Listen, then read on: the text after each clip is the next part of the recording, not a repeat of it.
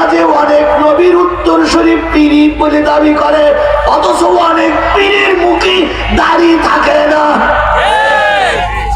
অনেক পীর নামাজ পড়ে না। কি কায়দায় কয় নামাজ কোন জায়গায় সেজদা দিবি?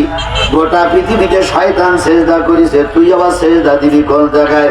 আবার কিছু কিছু পীর আছে কয় সেজদার মতন সেজদা একটা হলেই যথেষ্ট। পানির ভিতরে আগুন জ্বলে, পানির ভিতরে আগুন জ্বলে, ঝড় বাতাসে নেবে না। খাজা বাবার মুরিদি হইলে নামাজ রোজা লাগে না।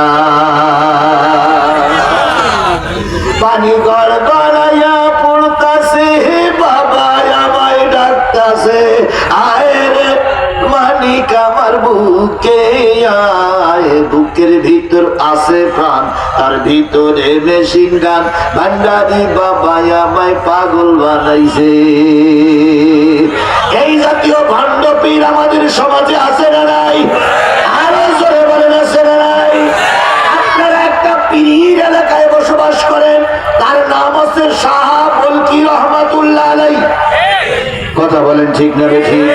আচ্ছা, শাহ বলকি বেনামাজি ছিল না নামাজি ছিল? জোরে বলেন, শাহ বলকি নামাজি ছিল না বেনামাজি ছিল?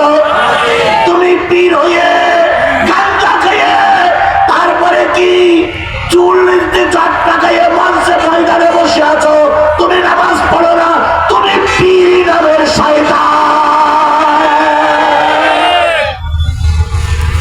সুতরাং আমরা পীর বিরোধী নই।